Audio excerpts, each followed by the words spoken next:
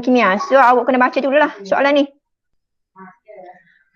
Nenas adalah sejenis tanaman tropika. So dia bagi gambar rajah 1.1 tu, gambar nenas dengan formula struktur, niacin.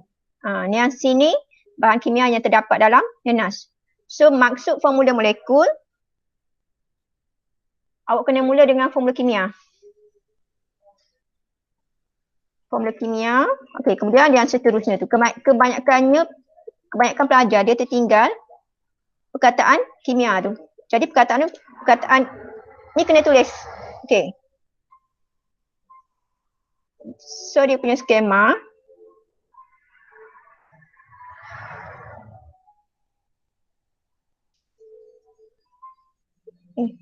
Okey, formula kimia. Chemical formula. Formula kimia. Ataupun yang ini chemical formula. Boleh dengar tak? Cuba respon. Boleh cikgu. Boleh dengar tak? Boleh cikgu. Boleh cikgu. Okey, so satu markah Satu markah untuk definisi. Okey ni. Okey, seterusnya formula molekul bagi niacin. C5 ni subscript lah ni. Subscript C5 H5 NCOOH, dia adalah kumpulan asid karboksilik. Ataupun awak kumpulkan bilangan setiap atom unsur tu. C ada 6, H ada 6, N O 2. Boleh juga awak gini. So satu markah. Jenis zarah molekul dah. Sebab awak ni grup super elite. Jangan pula tertukar jenis zarah, keadaan jiring. Kalau keadaan zarah, pepejal cecair gas. Keadaan zarah, pepejal cecair gas. Kalau jenis zarah ada 3 atom, ion, molekul. Okey. So seterusnya dia tanya, ni soalan ni baca dululah. 10 kg nenas ada 5 gram niacin. Ada highlight tu, awak highlight kan. Okey, dia tanya berapakah bilangan mol niacin dalam 10 kg nenas. Jadi jisim dah ada, kita hitunglah bilangan mol. Nak dapatkan bilangan mol, jisim bahagikan dengan jisim molar bagi niacin. So macam mana nak dapatkan jisim molar niacin tu, kita ambil daripada formula atas ni. Formula molekul ni, hitunglah karbon ada 6, hidrogen ada 6, nitrogen, oksigen. Untuk hitung formula molekul. Okey, so nanti awak akan dapat ni. Kena tulis dengan jelas. Mesti ditulis dengan jelas dan lengkap. Jisim molar, jisim ataupun jisim molekul relatif 124. Kalau awak nak letak unit, letaklah unit. Sebab jisim molar ni dia ada unit. Gram, mol negatif 1. Kalau jisim formula relatif, dia tidak ada unit. Jisim formula relatif tidak ada unit. Kalau jisim molar, ada unit. So awak tulis unit, gram per mol. So kita hitung, dapat 124. Maka bilangan mol 5 bahagikan dengan 124 dapat 0.04 mol. Mesti ada unit yang betul. Nilai dan unit. Tak ada unit, tak dapatlah markah. So 2 markah situ. Okey. Kalau ada soalan awak tanya terus lah. Okey, situ.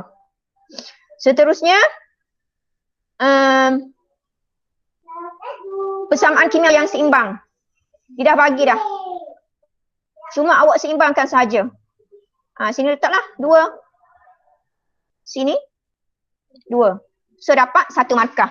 Sekiranya persamaan kimia itu belum lagi seimbang, markah awak akan dapat belum lagi seimbang. Tidak, belum ditulis lagi. Awak akan dapat 2 markah. Formula kimia kena betul semua 1 markah, kemudian awak seimbangkan dapat 2 markah.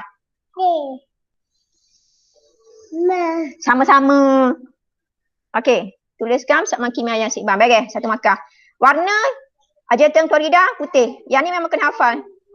Warna garam. Warna garam kena hafal dan kebaikan garam adalah berwarna putih. Kecuali yang ion kumpulan 2, ion ferrum 2, ion ferrum 3 tu yang ada warna lah. Plumbum 2 iodida yang berwarna. Plumbum 2 oksida, zinc oksida yang berwarna. Kebaikannya yang lain putih. Okey, 2 maklumat yang boleh ditafsirkan daripada persamaan itu. Maklumat ni awak boleh tafsirkan sama ada dari segi kualitatif ataupun kuantitatif. Kalau dia minta 2, berikan 2, awak nyatakan 2 je lah. 2 saja, jangan bagi lebih. Nak bagi lebih tak apa tapi kena betul. Okey. Dia punya skema maklumat ni. So macam mana nak dapat 2 markah tu? Soalan ni senang dan SPM biasa dia tanya ni. Analisis kualitatif ataupun analisis kuantitatif. Kalau kualitatif, awak boleh nyatakan bahan tindak balas dengan hasil tindak balas. Okey, bahan. Daripada persamaan kimia tu bahan kita adalah argentan nitrat, silver nitrate dengan magnesium chloride. Magnesium klorida, 1 markah untuk bahan tindak balas. Untuk hasil tindak balas, awak boleh tulis silver chloride, argentum chlorida ataupun magnesium nitrate. Markah yang kedua. So 2 markah. Kedua-duanya adalah analisis kualitatif. Okey, kalau analisis kuantitatif melibatkan bilangan mol. Jadi kena terangkan dengan lengkap. Untuk bahan tindak balah dan untuk hasil tindak balah. Okey, sekiranya awak tulis macam ni, 2 mol, 2 mol of silver nitrate react with 1 mol of magnesium chloride, produce 2 mol of silver chloride and 1 mol of magnesium nitrate, awak akan dapat 1 markah untuk analisis kuantitatif. Kuantitatif melibatkan bilangan mol. Ni. Okey. Dan awak boleh gunalah nak tulis nama penuh dia silver nitrate ataupun awak boleh tuliskan chemical formula. Okey, soalan 1 total 9 markah. Soalan nombor 2. Soalan nombor 2.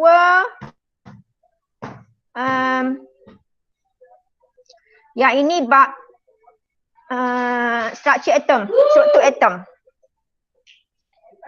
Okey. So dia bagi rajah tu suhu melawan masa. Kemudian ada curve ni, ada lengkung ni A, B, C, D, E, F. Okey, kita tengok soalan. So dia kata nyatakan keadaan fizik astamida pada bahagian DE. DE. Highlight. Ada highlight, awak guna highlight. Keadaan fizik ataupun keadaan zarah. Sama ada pepejah, cecair ataupun gas. So kita tengoklah DE. D ke E. Ni D ke E. Okey. Ada yang boleh respon? Saya tengok respon dekat chat sikit. Ada yang boleh respon tak? D ke E? Kita respon dekat chat tu. Apa keadaan zarah D ke E?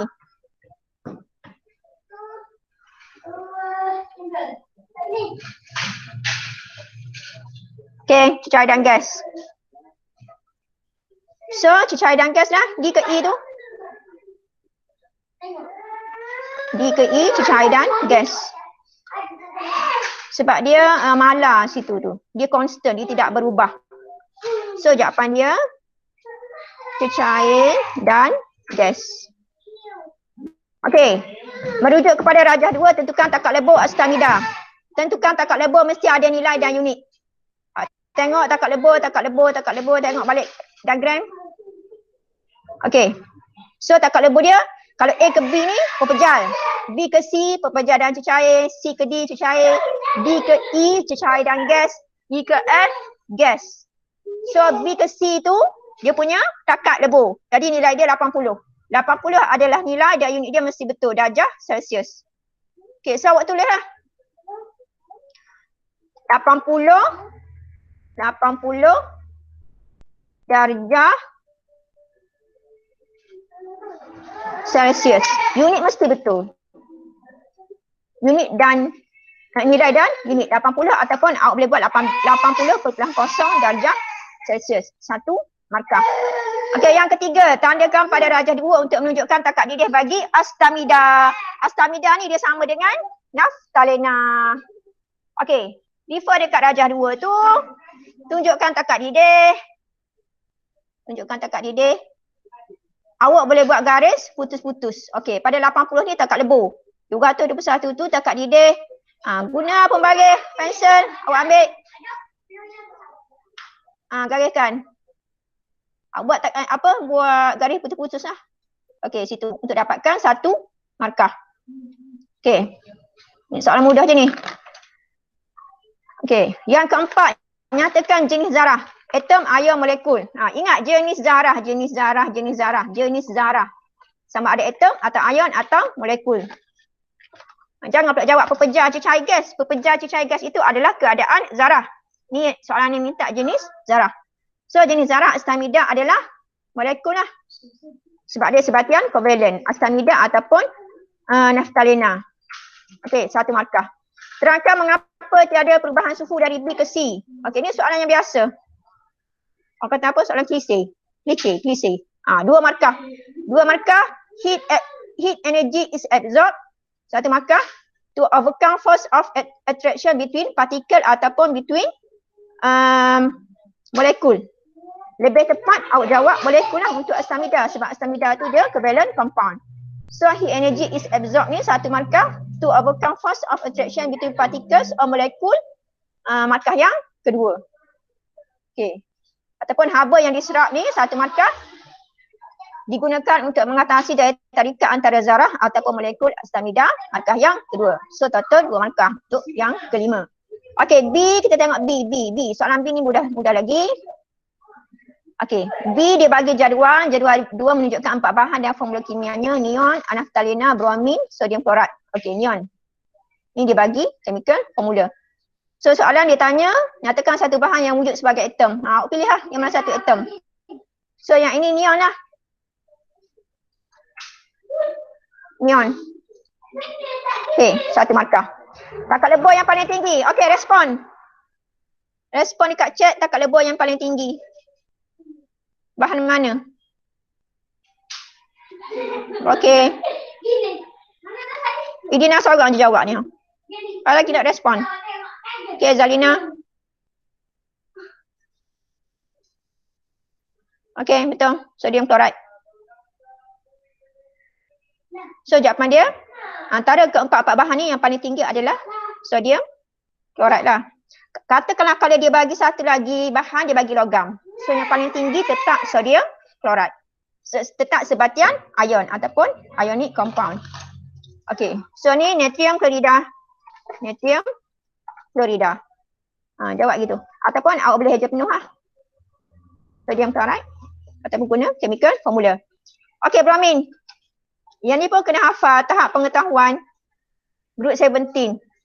Fluorine, chlorine, bromine, iodine, astatine. Awak kena ingat dia punya physical state ataupun keadaan fizik. Keadaan zarah. Okey, pada keadaan bilik ataupun suhu bilik. So jawapan dia bromine apa? Physical state untuk bromine.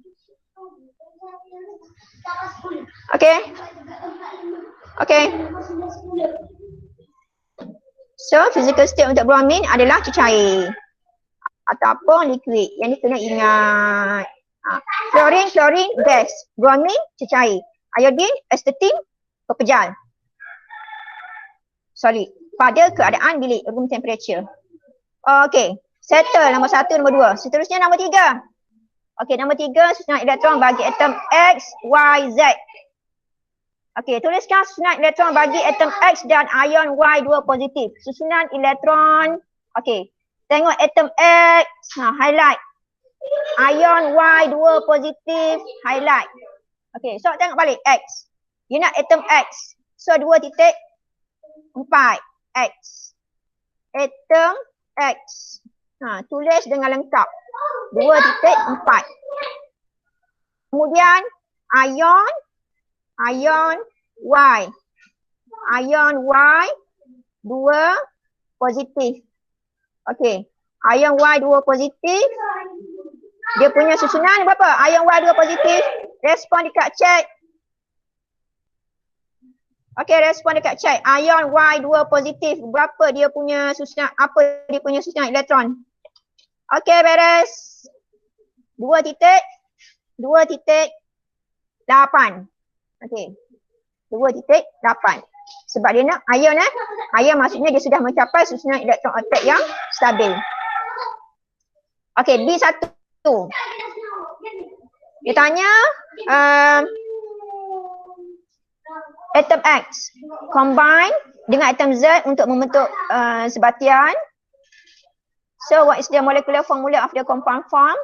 Apakah formula molekul bagi sebatian yang terbentuk? Formula molekul X dengan Z. X dengan Z, X dengan Z, X dengan Z apa? Apa jawapan? Boleh respon dekat chat. Saya nak tengok respon je ni sebenarnya. X dengan Z apa formula molekul yang terbentuk? Sekiranya sebatian. Okey, bagus. X, Z 4. X, Z 4. Ni kita boleh tafsir terus. Tak boleh dapat terus daripada soalan. Tengok gambar rajah dalam soalan, kita boleh tafsir untuk pembentukan sebatian. Okey, seterusnya. Type of compound ataupun jenis sebatian dalam B1. Sebatian covalent ataupun covalent compound. Dapat terus? Tak? Sebabnya dua-dua tu non-metal. Unsur bukan logam. X pun bukan logam.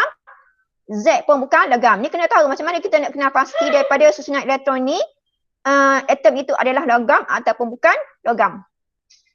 So kalau elektron valence dia 4, 5, 6, 7, 8 dia bukan logam lah. Non-metal. Kalau elektron valence dia 1, 2, 3 itu adalah metal. Okay, elektron valence valence elektron. 1, 2, 3 metal. 4, 5, 6, 7, 8 non-metal. Okey. Seterusnya B1, B2. Okey. C. Okey ni C. Y dan Z boleh membentuk satu sebatian. Terangkan bagaimana atom Y dan atom Z mencapai susunan elektron oktet. Ni. Terangkan bagaimana atom Y dan atom Z mencapai susunan elektron oktet. Dua markah. Jadi awak kena terangkan satu-satu. Atom Y macam mana, atom Z macam mana. Dan perkataan atom ini mesti ditulis. Atom Y dah. Jangan buat Y menerima 2 elektron. Z menerima 1 elektron. Tidak lengkap lagi jawapan itu. Jadi awak kena tulis perkataan atom. Atom Y menerima 2 elektron membentuk ion Y2 positif. Atom Z menerima 1 elektron membentuk ion Z negatif. Ni. Berdasarkan gambar rajah ni. Y. Atom Y dia terima 2 elektron membentuk ion Y2 positif. Kalau atom Z, okey, atom Z menerima 1 elektron membentuk ion Z negatif. Okey. So ni nak lukiskan gambar rajah susunan elektron bagi sebatian yang terbentuk antara ni lah. Antara Y dengan Z. Okey. So dia punya gambar rajah ni. Ni gambar rajah ni.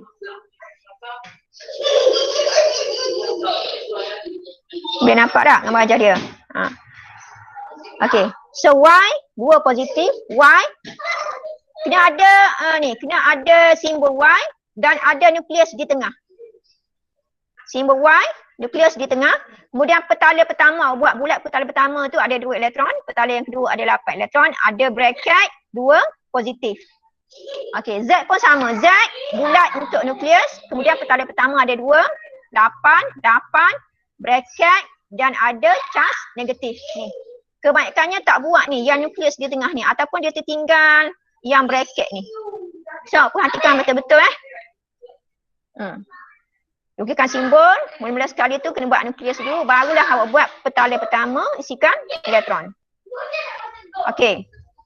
Seterusnya yang ketiga, sebatian yang terbentuk antara X dengan Z mempunyai takat lebur yang rendah, manakala sebatian yang terbentuk antara Y dan Z mempunyai takat lebur yang tinggi. Terangkan mengapa. Okey, kalau takat lebur dia akan berkait dengan daya tarikan van der Waals ataupun daya tarikan elektrostatik untuk sebatian ion. Okey, kita tengok contoh jawapan.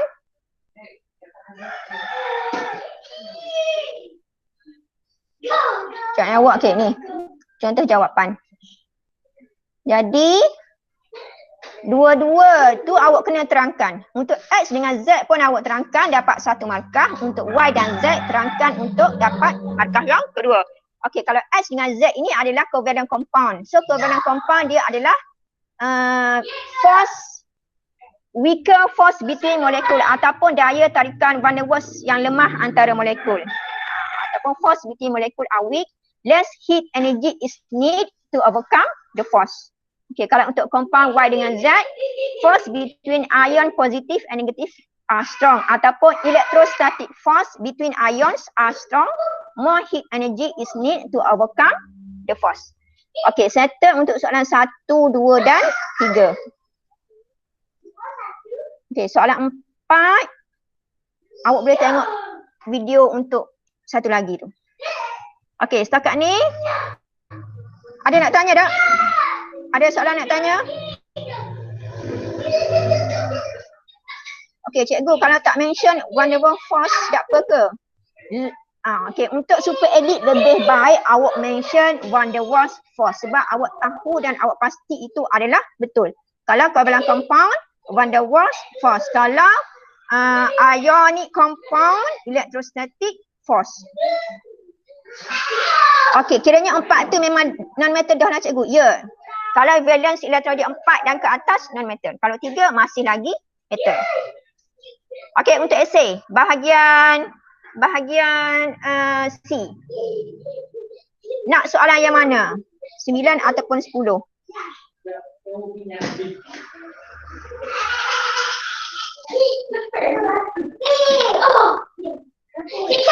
Ada nak respon? Nak soalan mana? Nanti cikgu buka dekat chat. Nombor 9 atau nombor 10? Kalau nombor 9 tu dia carbon compound. Nombor 9 carbon compound. Kalau nombor 10, nombor 10 ni redox. Tengok redox lah. Nombor 10 lah, kita tengok redox lah. Okey, kita tengok soalan redox sekejap. Okey, nombor 10.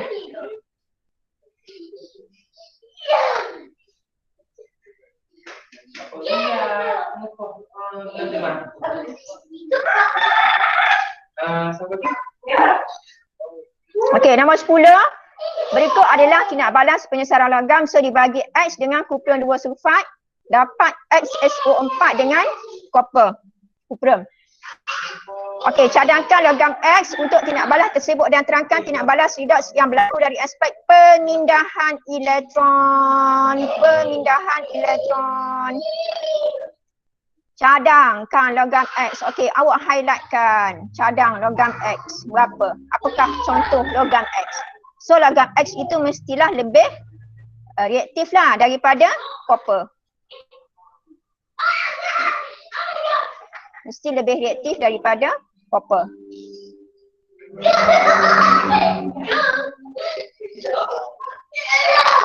Ni. Okey, apa cadang logam X? Boleh respon? Logam X, logam yang lebih reaktif daripada copper. Ni 7 markah ni. Cadangan logam 1 markah, 6 markah lagi tu untuk penerangan berkaitan dengan pemindahan elektron. Okey. Respon? Mesti lebih reaktif daripada copper. Ataupun atas daripada copper lah dalam siri kereaktifan logam. Reactivity series. Okey, zinc boleh, magnesium boleh, sodium tak sesuai. Walaupun sodium ada di atas tak sesuai. Stannum boleh, tapi kalau secara amali biasanya kita guna magnesium dengan zinc ataupun aluminium. Okey, so 1 markah situ. Apa yang kita nak terangkan? Okey, 6 markah lagi. Mana nak dapat 6 markah lagi?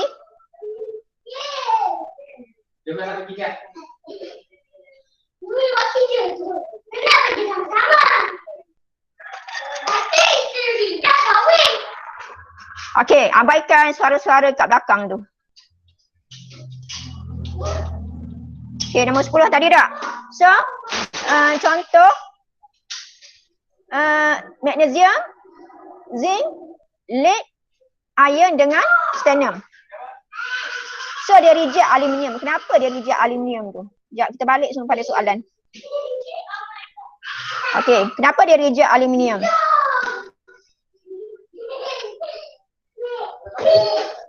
Okey, sebab dia bagi sini formula yang sesuai dengan ni lah. Ni, X tu mesti bercas 2 positif. Sini. Ni X ni. Mesti 2 positif untuk sama dengan persamaan kimia ni. Okey. So kita tengok apa yang perlu awak tulis untuk dapatkan 6 markah. Nak dapatkan 6 markah berdasarkan pemindahan elektron. Okey, so kita tengok poin yang kedua. Magnesium atom release 2 electron to form magnesium ion. Magnesium atom mesti tulis perkataan atom. Magnesium atom release 2 electron to form magnesium ion ataupun atom magnesium melepaskan 2 elektron membentuk ion magnesium. Mesti lengkap sampai dapat ion. Magnesium is oxidized to magnesium ion ataupun undergoes oxidation. Magnesium mengalami pengoksidaan. Maka magnesium adalah ejen penurunan. Okey. Copper to ion accepts 2 electron to form copper atom. Copper to ion. 2 itu mesti ditulis. 2 ni. Biasanya student dia tertinggal nak tulis 2. Simbol 2 ni. Copper to ion sebab refer balik kepada persamaan kimia tadi ni. Ini adalah copper to ion ni. Dia bukan copper atom. Copper to ion. Bila dah dapat hasil, barulah kita buat copper atom. Okey. Seterusnya, copper to ion is reduced to copper atom ataupun undergoes reduction. Copper to ion is an oxidizing agent. So, full mark dapat 7 semua. 7 markah. Untuk nombor 10A. Okey. Seterusnya, soalan seterusnya B. By using a suitable example and chemical equation, explain why the neutralization reaction is not a redox reaction. Okey, contoh samaan kimia yang sesuai, terangkan mengapa tindak balas peneutralan bukan satu tindak balas redox. Okey, 3 markah. So yang ni awak kena pilih lah tindak balas peneutralan yang bersesuaian. So kita tengok contoh. Yang ni dia bagi tindak balas antara sodium hidroksida dengan hidroklorik asid. So, sodium hidroksida NaOH awak kena tulis persamaan kimia yang seimbang. NaOH tambah HCl dapat NaCl dengan H2O.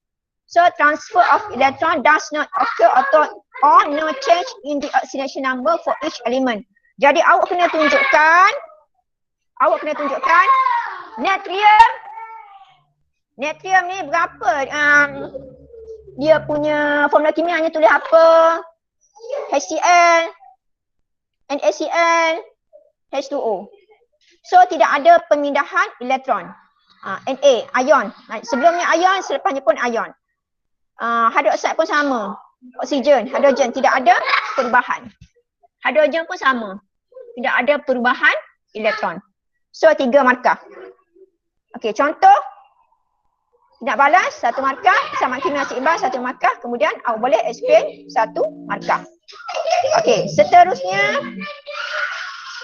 yang C, rajah 10 menunjukkan beberapa jenis ejen peoksidaan dan ejen penurunan. Okey, kemudian dia suruh awak buat apa ni? Soalan ni. Okey, arus elektrik terhasil melalui pemindahan elektron pada suatu jarak daripada satu ejen penurunan kepada satu ejen peoksidaan dalam satu tindak balas kimia. Kemudian kita kena describe an experiment to prove the statement above ataupun boleh guna mana-mana ejen peoksidaan dan ejen penurunan dalam rajah 10. Huraikan satu eksperimen untuk membuktikan pernyataan di atas. Pernyataan adalah merujuk kepada eksperimen pemindahan elektron pada suatu jarak.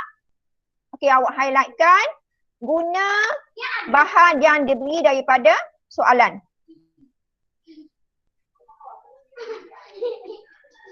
Okey. So dia dah bagi dah ejen peoksidaan, dia bagi contoh, ejen penurunan dia bagi contoh. Dia dah kelaskan.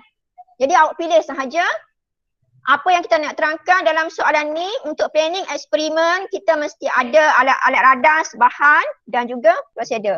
Okey, daripada soalan apa yang dia minta? Okey. Penerangan anda adalah mengandungi perkara-perkara berikut. Susunan radas mesti ada. Prosedur eksperimen.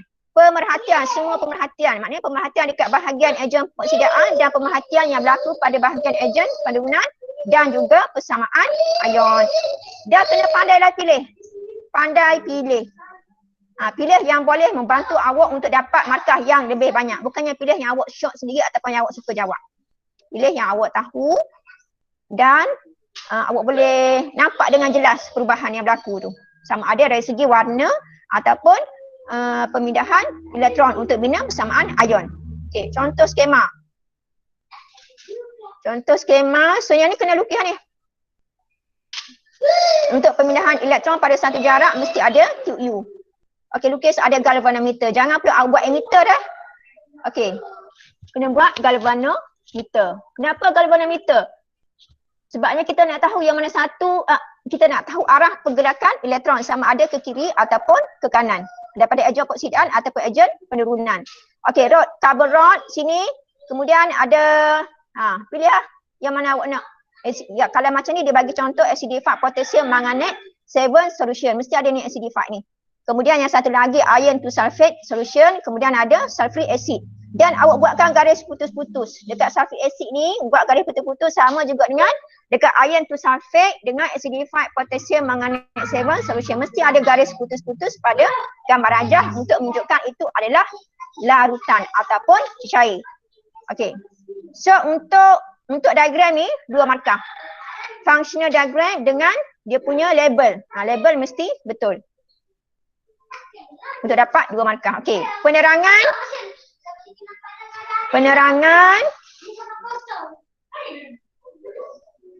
Ni awak terangkan satu-satu lah. Fill the U-tube half full with sulfuric acid and clamp it up vertically using a dropper. Fill one arm with 1.0 mol per decimeter cube acidified potassium manganate 7 solution and the other arm with 1.0 mol per decimeter cube iron to sulfate solution. Dip a carbon rod into each arm and connect the carbon rods to the galvanometer using wires ataupun complete the circuit ni. Ataupun yang paling mudah awak boleh tulis complete the circuit ataupun lengkapkan lita. Okey, galvanometer needle is deflected. Tengoklah sebab tu kita guna galvanometer untuk transfer electron at a distance kita guna galvanometer ataupun untuk chemical cell, sel kimia pun kita guna galvanometer. Okay, so pemerhatian, the purple solution of acidified potassium manganate 7 solution becomes colorless. The pale green of iron to sulfate solution turns brown ataupun yellow. Okay, ni based pada dia punya concentration of iron 3 lah. Dah, pale green ni iron 2. Dia jadi brown ataupun yellow, iron 3. Okay, half equation for oxidizing agent. Yang ni untuk acidified potassium manganate ni. Kemudian yang ini untuk iron to sulfate solution. So total semua 10 markah. Okay, ada soalan nak tanya boleh respon dekat chat.